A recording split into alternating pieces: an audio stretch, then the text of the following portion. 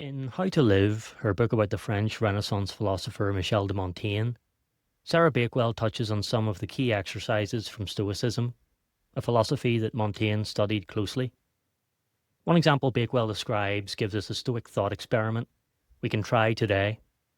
It's quite straightforward and begins with this instruction. Imagine that today is the last day of your life. From this premise, several important questions arise. Are you ready to face death? What are you feeling? Do you have any regrets?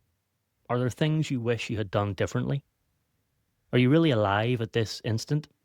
Or are you consumed with panic, denial, and remorse? The purpose of the experiment isn't to frighten us or to push us to despair. It's to open our eyes to what matters, remind us of the passage of time, and prompt us to reprioritize our efforts if necessary. To think of death in this way is to expose the distance between the life we say we want to live and the life we're actually living. It forces a confrontation between our stated values and our daily behaviour. If today were truly the last day, what would suddenly seem trivial? What would become urgent? What would we wish we had done when we still had time? Bakewell notes that some ancient figures even acted out these last day experiments with props and a supporting cast. Seneca wrote of a wealthy man named Pasuvius, who conducted a full funeral ceremony for himself every day. The ritual ended with a feast, after which Pasuvius had himself carried from the table to his bed on a bier, while guests and servants intoned, "He has lived his life. He has lived his life." Most of us need not go quite that far. As Bakewell suggests, the same effect can be achieved more simply by holding the idea of our own death clearly in mind and paying attention to it. She also describes how the Epicurean poet Lucretius suggested picturing yourself at the point of death and considering two possibilities. Either you've lived well, in which case you can leave satisfied, like a well-fed guest departing a party, or you haven't lived well, in which case it makes little sense to complain about losing a life you didn't know how to use. This may offer little comfort at the actual point of death, but reflected on in the midst of life, it can change our perspective. And that's the point. The value of the exercise lies in its power to alter how we live now. This brings us to another figure who understood philosophy not as something merely to be discussed, but as something to be lived. Simone Weil. At a time when the word philosophy had become associated more with theory than practice, Weil stood out as an exception.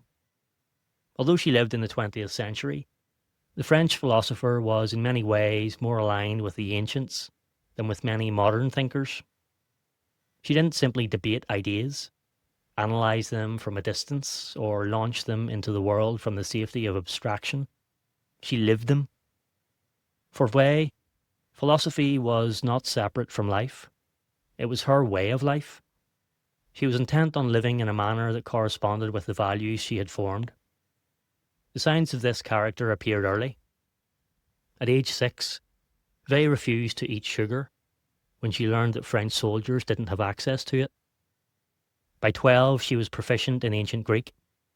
In her teens, she taught herself Sanskrit so she could read the Bhagavad Gita in its original language.